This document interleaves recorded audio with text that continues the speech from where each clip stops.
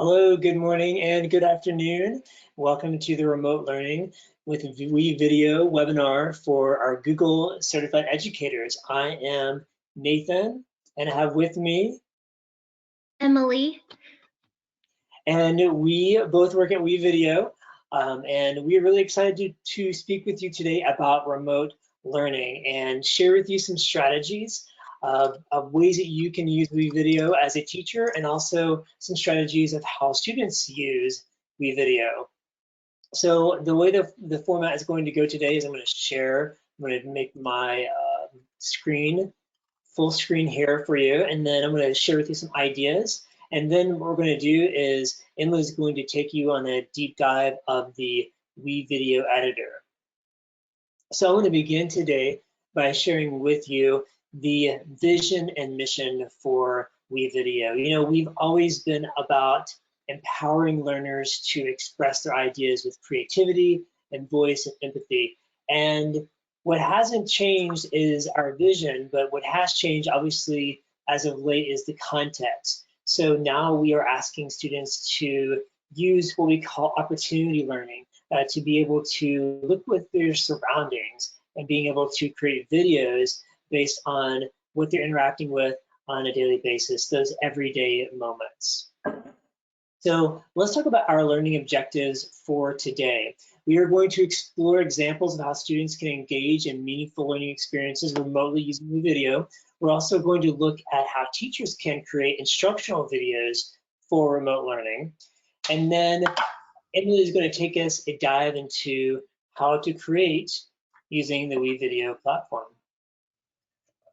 All right, so Emily, I'm going to jump right on in, and we are going to first take a look at some student-created video ideas. And what I love about the platform, it's easy, simple, and fun to use. We have kindergarten students all the way up to high school students using WeVideo, from anywhere between book trailers and news broadcasts and historical documentaries, animal research projects. There are so many ways that students can use WeVideo to make learning fun and make it meaningful, and that's what I'm going to share with you next. So the first idea I want to share with you is what we call explainer videos. And an explainer video is essentially like the title sounds. It provides students opportunities to explain what's happening around them. And so, for example, the image you're seeing, or the GIF you're seeing now, is when it became springtime and there was more green and things were blooming, and giving students a prompt like, why do we see green? Why is it that we see green in the springtime? And so students are able to go outside, they're able to capture plants and trees and nature around them. And then what they can do is they upload it to WeVideo, and then they create a voiceover. And they can explain concepts, they can put text in, they can put call outs or arrows, and they can explain what's happening in the video that they captured.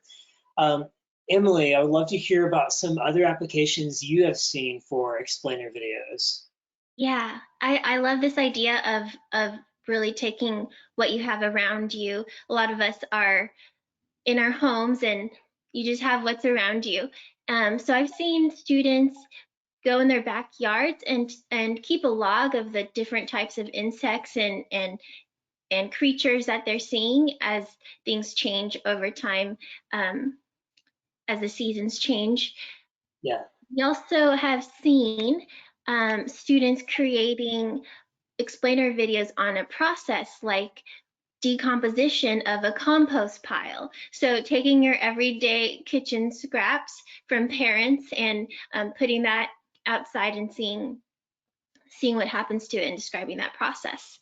And one more that I'll share is we have seen students creating like a cooking show, baking something, and having fun with that, but also talk about the fractions that they're using in the measurements. Awesome. I love that you talk about the integration, because yes, we can capture the world around us and we can reflect. We also can focus on some of those content concepts, those grade level standards around math.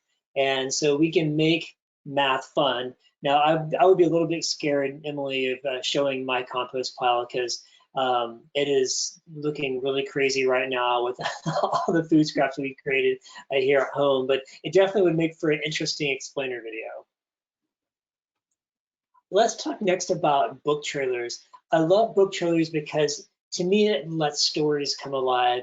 It essentially allows students to create a video based on the picture in their mind. Because when you read a book, you create the sequence of events, you create the characters, the plot, the setting. It's all created based on what our interpretation is of the text. And so we can make this come alive by creating a movie about it, and we call this a book trailer.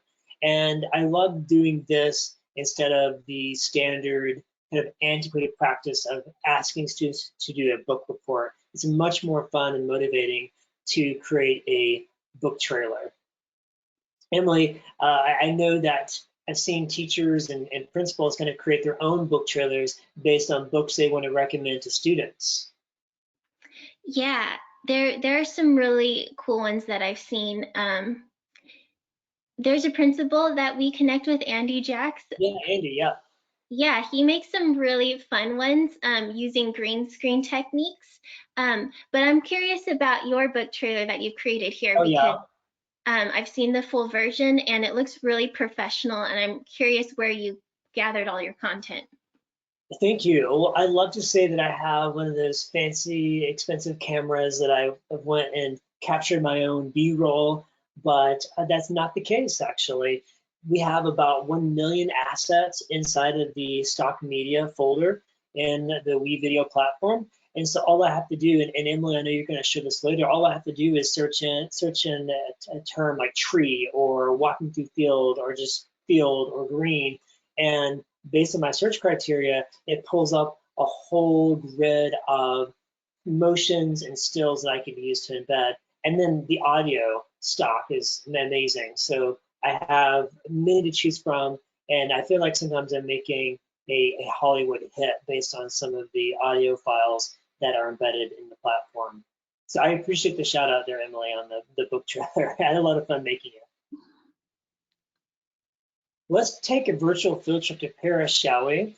And especially during this time of spring and summer, where a lot of our trips may have been canceled or postponed, we want to still get some kind of experience, maybe virtually, with these places. And one of the apps that I love to use in tandem with WeVideo is Google Earth. And with Google Earth, you can create these 3D flyovers, like you saw earlier with the Eiffel Tower. And what you can do is open up your Google Earth, you go wherever you want to go, and then we use the screen capture feature. And with the screen capture feature, I'm able to capture my webcam, so the video of myself, but also capture what's on my screen. And this is really popular, Emily, especially with social studies teachers, with looking at different geography and different places, peoples, and cultures. Yeah, and one of my favorite examples is a very personal example that I saw a teacher do with her students. She has a lot of first and second generation students, so she had them use Google Earth and go see their hometowns or their parents' hometowns, which they haven't visited in quite some time, and do a tour and show it to their fellow classmates. And what's really cool in doing it with WeVideo is you can capture both the screen and webcam, so you're narrating what's happening. And then you can go in the editor and add more to tell the story, like the music you were talking about and text, Yeah. and things to really liven it up. It really does. And it just makes sharing your experiences so much more meaningful when you're able to put your voice over a picture or emotion. You're able to notice things, you're able to share things that are interesting to you. So it really does create a lot of meaning. So those are just a few examples of some some student created ideas. Now we are going to focus on those teacher created videos. And these are those instructional videos that are especially created for students during remote learning. And read alouds and think alouds, typically we think about those things in terms of the classroom, but with WeVideo, you're able to asynchronously develop read alouds and think alouds, share them with your students, and then have your students respond to your read alouds or specific prompts that you have put inside of the read aloud.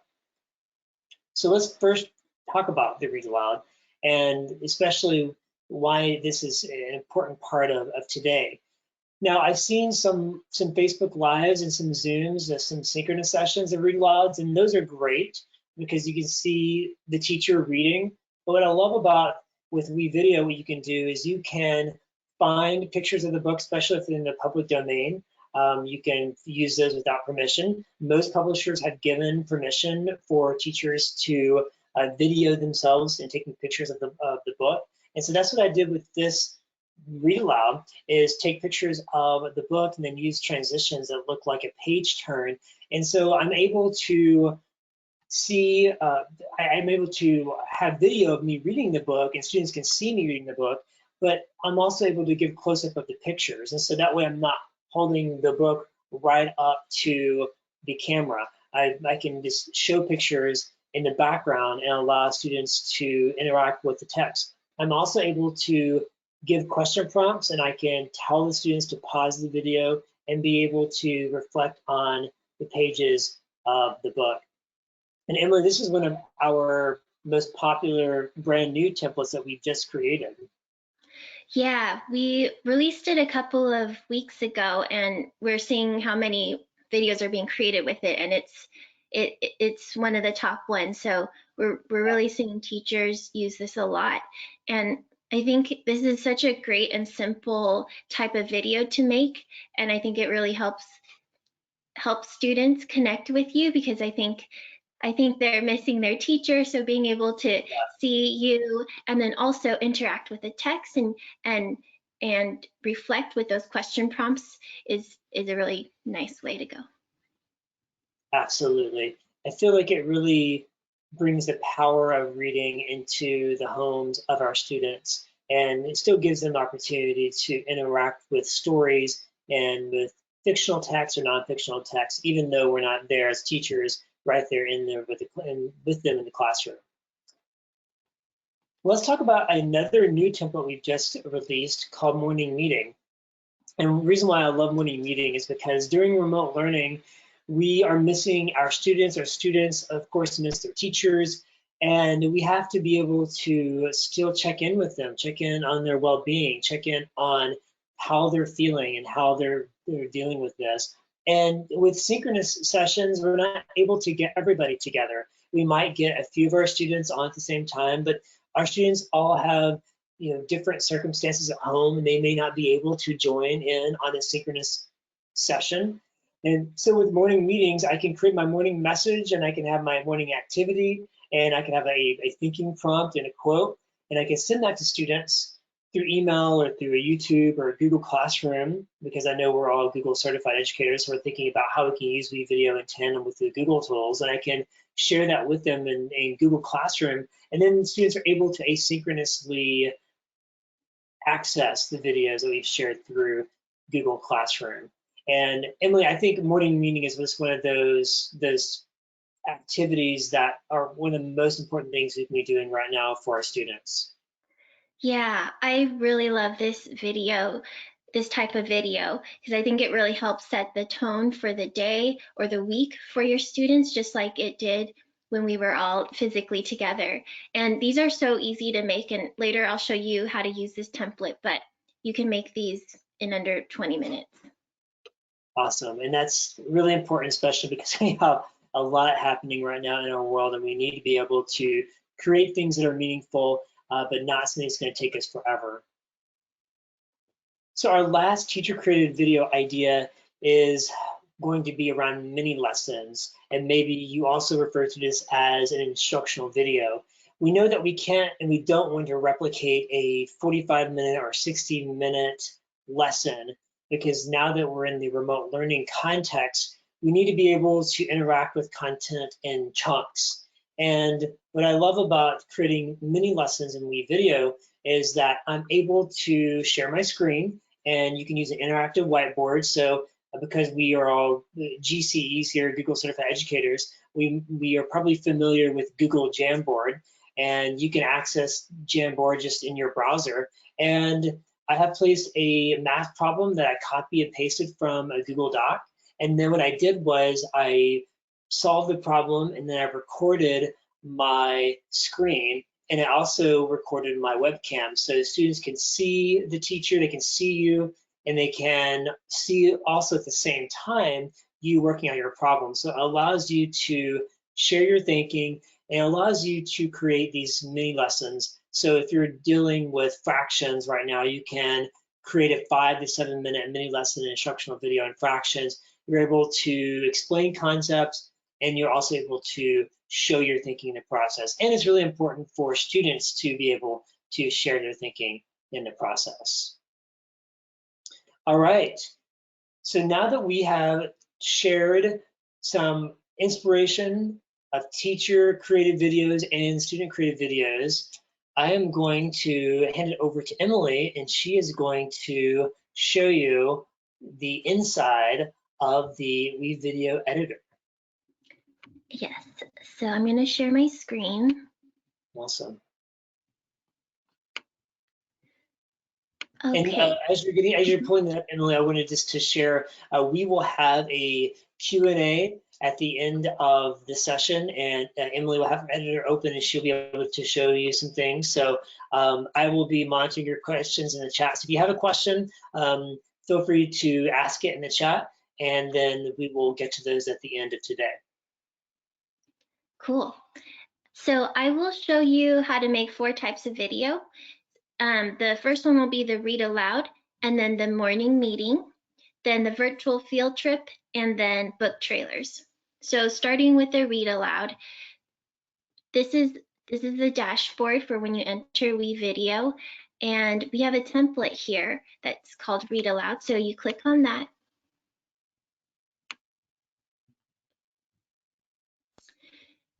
And you can start editing. So I'll do a tour of what is here. This is my timeline. So this is where I place all of the elements like my text, my photos, videos, and music or audio. And here is where you get those various elements. And this is the preview window. So I'll show you what's here. So we have a title slide with a fun opening, which I'll play a little bit of.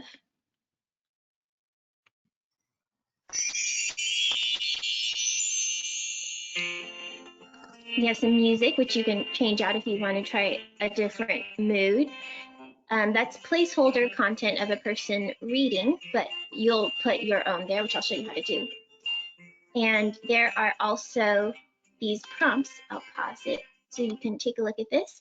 So these prompts, this one is, how do you think the characters feel at this point? And it has thinking stems, which help the student reflect, and you can edit these. So how do you customize this template? So let's go ahead and delete these placeholder clips.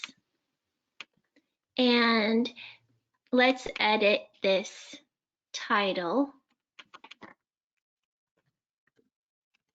Let's say we're reading this book by this author. I'll save that, and then I'm going to be recording my video. So if I go to my media here, I click on record, and I'm going to just do the webcam because I'll be holding my book and reading it. There I am. And I'm reading here and so forth. And when I'm done, I'm going to press stop. You can preview it if you want, or if you're happy with it, you save it. Cool. And it's loading. So I'm going to have it start over here. So I move it over. Your video will likely be much longer than 6 seconds, but let's say this was longer and I wanted to split the clip because I want to put a question prompt in between it. So I'll give that some space. I'm going to put my question prompt right after it, and then put the continuation of the video there. So when this plays, you'll see me talking, doing the story. Reading here, you get a question prompt. You can shorten this if you don't want it this long, or make it longer, which I'll show you in a second. And then it continues with the story. So all of these are adjustable too if you drag the edges. If you want it to be really long question prompt to give them more time, you can drag that out. You can just adjust where that continuation clip goes. And that's pretty much it for this. So I'm going to go back to the dashboard. And I'll show you how to make the second video, which is the morning meeting. So we have a template for that as well. If you click on morning meeting,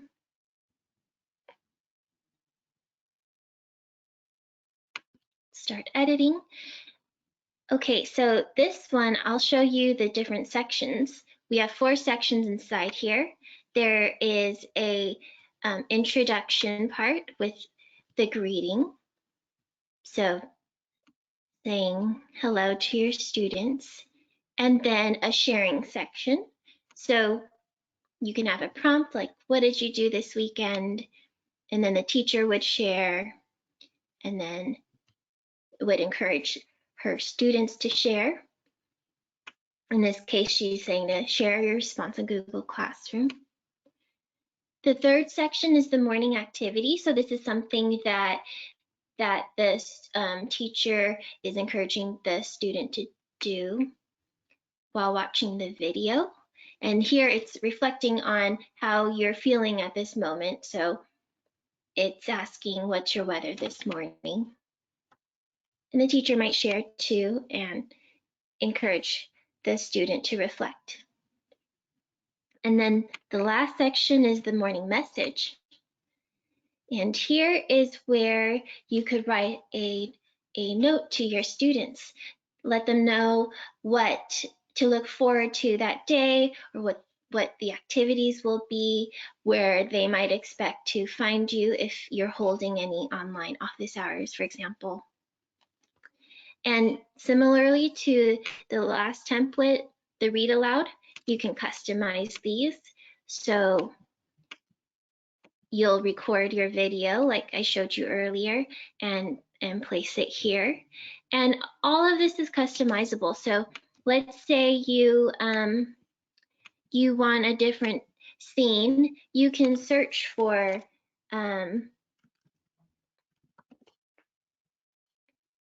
let's say you want a desert scene, for instance. You can find all sorts of things and pull that into the timeline.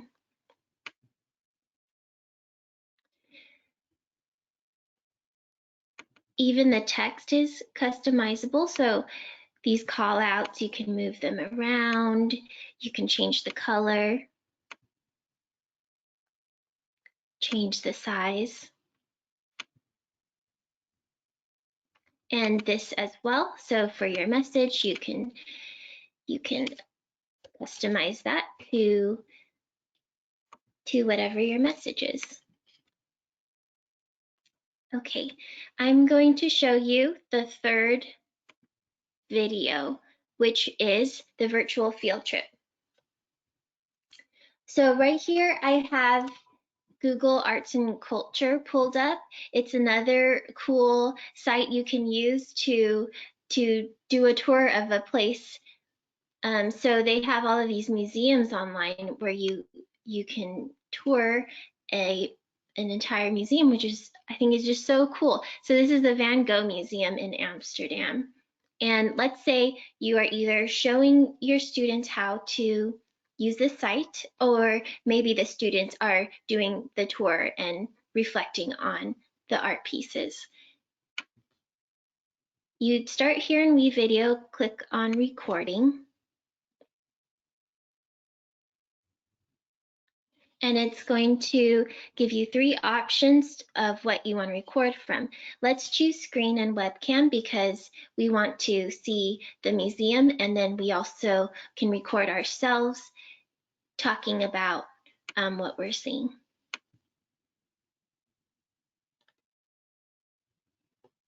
Okay, so you have your webcam, and then you're gonna pick your window that you want to record. You can record your entire screen, but I like to pick application window and select just the screen that I want to record. So I'm choosing the Van Gogh Museum screen. And I click share. So I get a countdown, I'm getting ready, and now it's recording. So here I'm recording my screen, I'm talking about it, and so on. And when I'm done, I'm gonna click stop sharing. And I'll go back over here to WeVideo, and here are the recordings. You can preview it to see if you feel satisfied about it, and if you are, press save, and that will bring it into your media bin.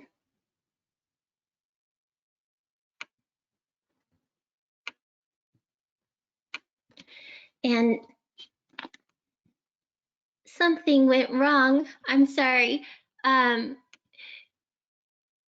This happens when we do demos, like only when you do demos, something went wrong. So I just tried this and it should work. It should have populated it into your timeline. So I'm gonna try that really quick again. So you go to recording.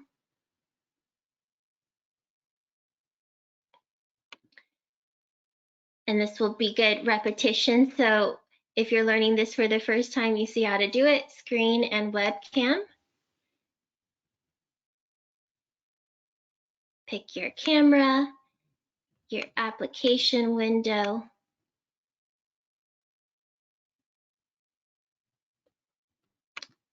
I'm recording my screen, I'm narrating, and I'm finished.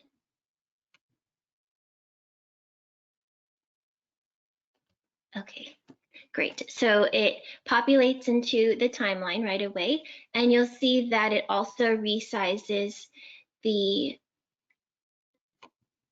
webcam for you. So you have it picture in picture, but that is also customizable. So if I click in there, I can move this. So let's say I want it down in the corner instead, and I want it smaller. I can adjust that. Emily, can you also rotate it? We had a quick question about rotating, and so I wanted to see if you could show that real quick. Yeah, so you can rotate by 90 degrees. So I'm not sure if you can see that because it's kind of small. I'll put it in the middle so it's more obvious. And you can rotate any object by 90 degrees. And then here's where you can add things to help tell your story. So let's say you want to help set the mood with music. There's a lot of flowers that we are looking at on this floor of the museum. So let's search for flowers, and I'm going to refine the search by only searching for audio, and I actually only want music. I don't want sound effects, so I'll just select music. Let's see. You can hear that? It's a waltz. That sounds perfect. So we'll put that in there. And let's add a track so we can add a title slide. So if I go to text, I can pick any of these text options, go with this one, and we'll go in there and edit that. So the Van Gogh Museum, make this shorter. Let's just take a quick look at what this might look like. I'm recording my screen, I'm narrating, and so on. So that the video would probably be much longer, but you have that nice music and introductory title slide, and you can do a lot more with this. Okay, I'm going to show you the last video that you could make, and it is the book trailers. So starting with creating a new video, we'll click on that.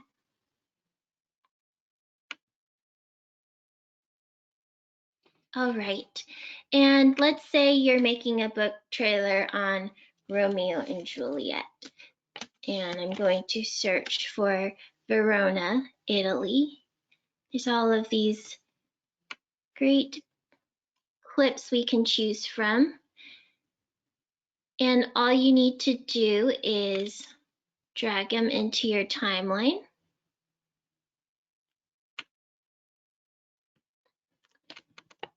And like Nathan mentioned, there's over 1 million pieces of content in here.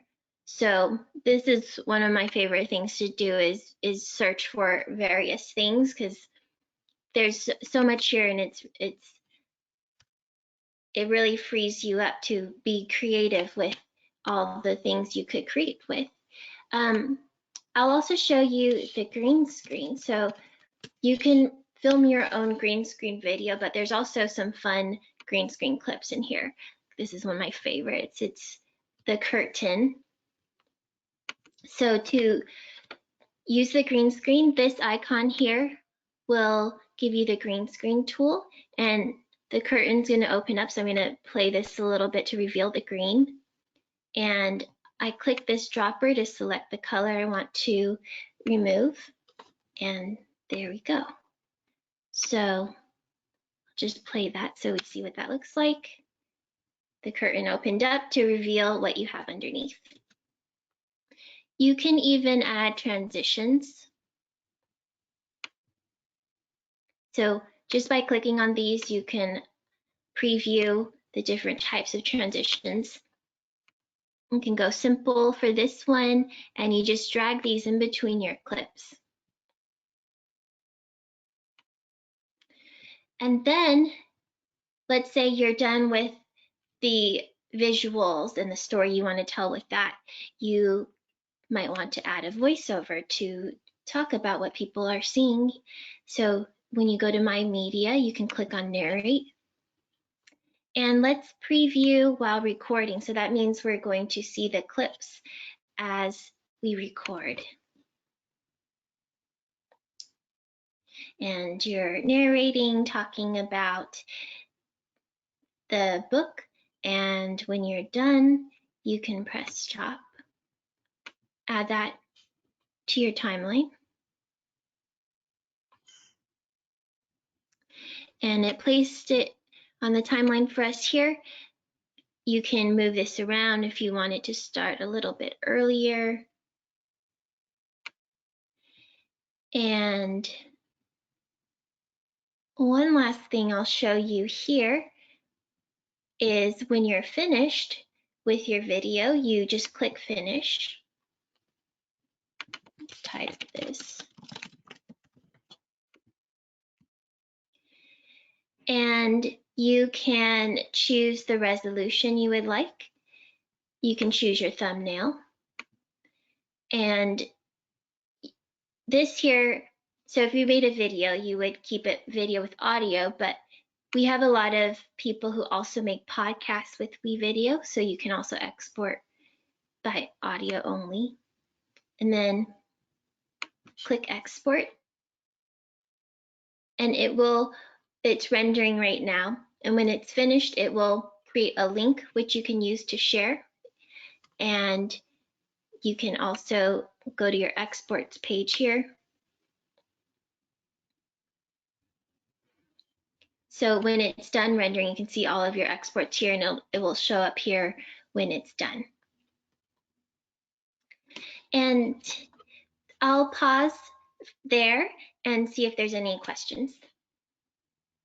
Yes, thank you, Emily. Really great demos. I feel like probably some of the questions were answered just by watching you do the demo. There was a question about thumbnails. I think it was kind of a two-parter. One was, how does WeVideo determine the 3 options for the thumbnail? And then what if I want to choose a different thumbnail? I'll show you two ways about that. So if you go in to your edit, you can select the exact thumbnail you want by moving your playhead to the place that you want. And then I'm on my keyboard, I'm gonna press Command S and it's saving the thumbnail I want. So when I go to the finish page, it'll have that option. So that was what we had it on. The second way you can do it, so if you go to exports and let's open up this one. So this is a rendered video and you'll see here this button called change thumbnail. You can select exactly here which thumbnail you want. So let's say we select that one and then it'll change the thumbnail. Awesome. So easy. Thank you. Yep. We have another question. So it looks like Diana is working in storyboard mode. So I was curious if you could talk about why we want to go into storyboard mode and how you switch into it. But an additional question is, she was creating a read aloud, and so she was just curious about the order in which she would insert pictures and do voiceovers. So maybe you can just kind of walk us through the storyboard mode, and as if we were wanting to create a book trailer where we'd have pictures that we want to narrate over. Sure. Okay, so I'm in a blank timeline, and then here in this hamburger menu, you have down here switch to storyboard. So you click on that. It starts with the title. So let's say let's make that same video we were making. Romeo and Juliet. Save. And then let's find those clips again. So we're making that book trailer. So you just drop those in sequence. And I think we use this one as well. Let's just use that one. So we have 3. And then you can do different effects on here. So even though you're looking at just one layer of visuals, you can still add different effects to it. And then the narration part is right here. So if you click that button, then you can preview again while recording. You record just as you would in the other mode and press stop when you're done. And then that'll be saved on here.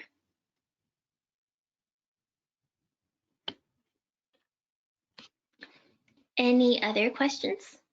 Yeah, so thank you. I think that should, and Diana, let us know in the question or the chat if you still need some additional information on storyboard mode. She did have a second part to the question, which was in relation to the speed of the clips. Can she change or slow down the speed at which a clip runs in storyboard mode? Yes, so you can shorten the clip and then speed. Let's see here. If you click into it, this last one here, make it go faster at different speeds. And this clip just became very short because it just zoomed by because we Right. Yeah. Fantastic. That's a really nice feature to have. And Darren says, command plus S, OMG, thanks Emily. So apparently a light bulb moment there. So thank you for for sharing that. Can you talk about there's a question about graduation templates for virtual graduations. I believe we just added some graduation templates, or not really a template, but the graphics or images that we can add on to the videos? Yes, so we have, I'll show you from a fresh edit. So if you go to text and you go to in season, there are 4 graduation options, and you can edit the text so you can customize it. This one has a transparent background, so you could put a picture behind it. And then in terms of templates, so these are motion titles, but in terms of templates, we have been thinking of creating a template for graduation. So that is really great to hear, because it sounds like it might be really useful. So we might end up creating one of those, and the templates would show up here on your dashboard. Awesome. And Diane had a follow-up question. I think she's she's in storyboard mode, and I think she wants to insert video, voice clips or audio clips that she's already recorded, as opposed to starting from the beginning. So I don't know if maybe you can pop open the storyboard again to show how previously recorded voice clips could be inserted in the timeline.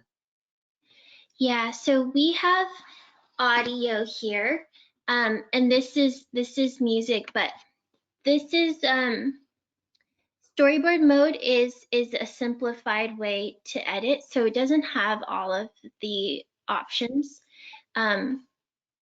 So you have to narrate from scratch. Got it. Yeah, Okay. but the timeline mode, I've heard teachers, like, once they get a hang of it, they find this just as easy to use and way more customizable. So if you think of these timeline or these tracks as layers of a cake, you can remove layers. So let's just delete video 2 layer. So now we're only dealing with 1 layer of video and 1 layer of audio. So in a sense, that video 1 layer is your storyboard. So you're just creating 1 row of images. And then if you want to bring in your pre-recorded audio, let's see if I have one already here. Here we have pre-recorded audio. I can drag that down wherever I want. So you can simplify your space so it looks simpler, and then you can still have that customizability that you don't have necessarily in the storyboard mode. Excellent. And Diana just gave us the thumbs up and said that you answered her question there. So thank you for providing kind of the differences between the storyboard versus the timeline and being able to, I personally, the timeline to me, I guess I'm a spatial person and I can see the layers, but I love the point you made with being able to kind of switch back and forth depending on where you are in the process. Because I understand, Emily, some of our early learners, they prefer the storyboard mode as they're beginning to learn the WeVideo platform. Mm-hmm. Yeah. Excellent. We also had another, this is probably just a feedback. Melissa said that not only graduation, but an awards ceremony template would also be helpful. So that's some Cool. feedback we will share with our teams. Yeah, that's a great idea. I'm Yeah, writing. yeah, awesome. And we had a comment about the mini lessons, and this is something I can happy to answer, Emily, about asynchronous versus synchronous. And with the point with the mini lessons, the video instructional videos, is that because we can't guarantee or we can't ask students to all be online at one time, we're able to create a video and send it to students or be able to share it in Google Classroom. But the power of an instructional video that's asynchronous, it allows students to watch the video in their own time. It allows them to pause, because we know that as teachers and as educators that students need think time and reflection time, and it also allows students to work on a task or work on something and then return back to a point in the video or return to a second video. So it really just provides the timing and kind of the environment for students to kind of pop in and pop out as needed, depending on what's happening at home. So it really does fully leverage that asynchronous environment. And I think that's really where the deepest learning can happen. Not to say that the synchronous connections are important. I think it's really important for teachers to connect at least a couple times a week with their students. But I think as far as learning and creativity and reflection, asynchronous is where it's at. Okay, let's see. We have a few more questions. What grade range do you see WeVideo being used with? Suggestions, which age that we switch from storyboard to timeline? I mean, kindergarten through 12th grade, Emily, right? I mean, have you seen any kind of a magic designation where you see more students switching over to timeline? Yeah, I don't know what the magic time is, but I have seen the very young kids using timeline mode. I've seen older kids using storyboard mode, and yeah, I think it's whatever they're comfortable with. Yeah. Yeah. I agree. I think just like any scaffolded learning experience, we provide students with a foundation. We activate prior knowledge, and then as students work through those experiences, then we're able to say, hey, because you've built the foundation for creating videos, now we can move to this next juncture. So that might happen in second grade. It may happen in fifth grade.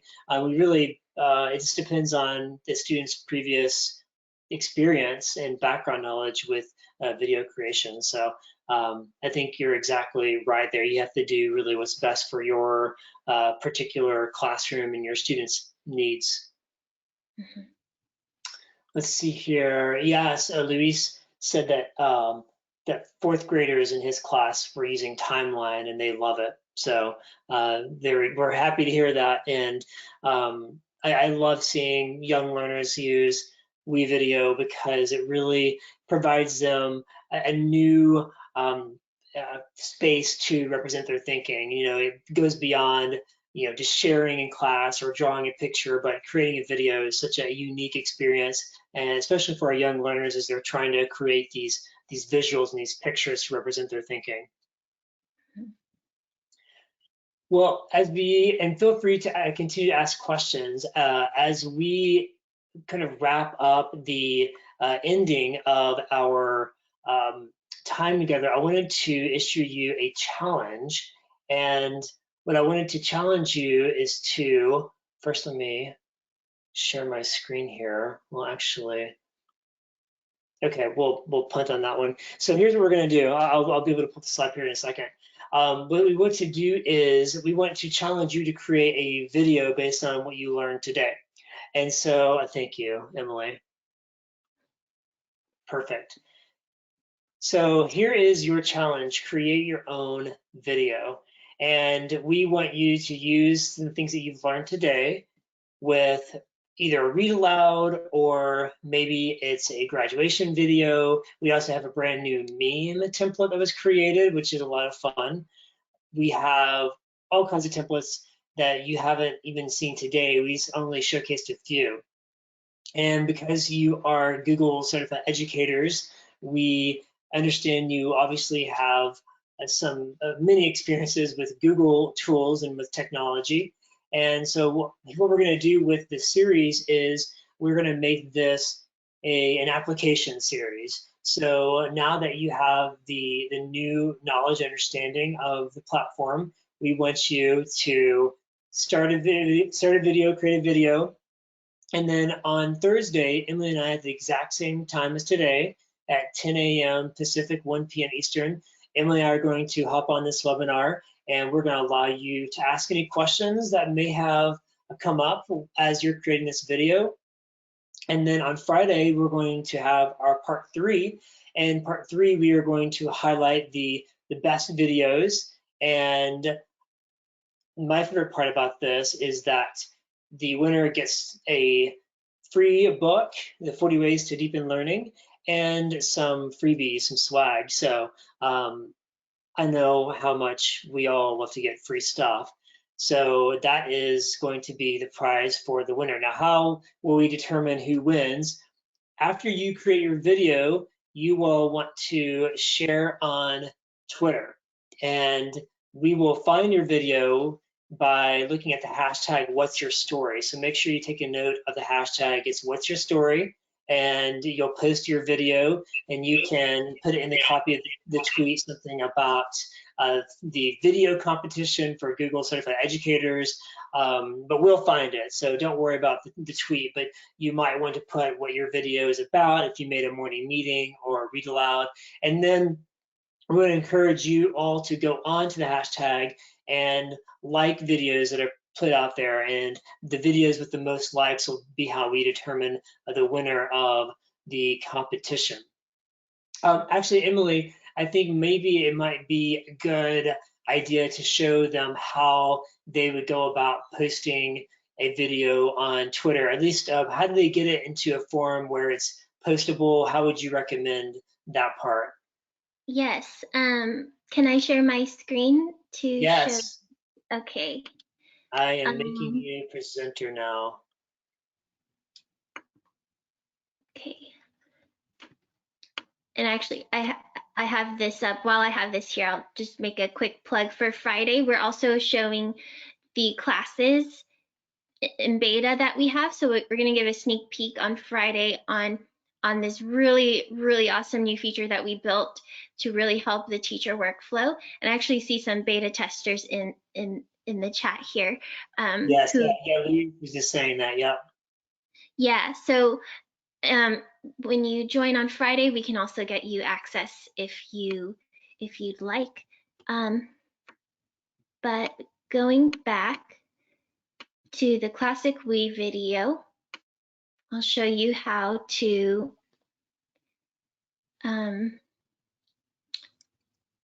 post your video. So I'm going to go to exports.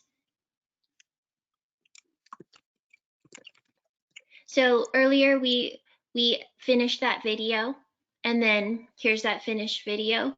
So I click in there, and my privacy setting here is public. So if I wanted to share this link, I just copy it and I can post it to Twitter.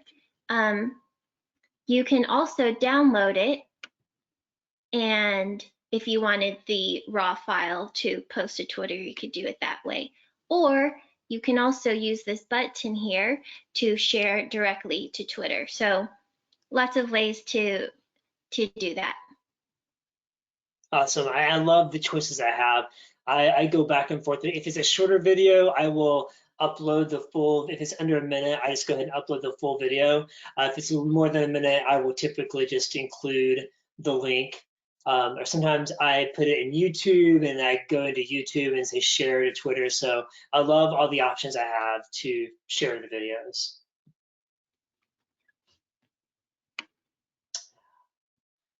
Yes. Oh, Luis, if you can hear us, yeah, let's talk. Luis is curious about the beta version and getting a fellow colleague into that. So we'll chat definitely offline, Luis, about getting that access. Okay, so if there aren't any more questions, we will sign off. You're very welcome, Jim. Thank you.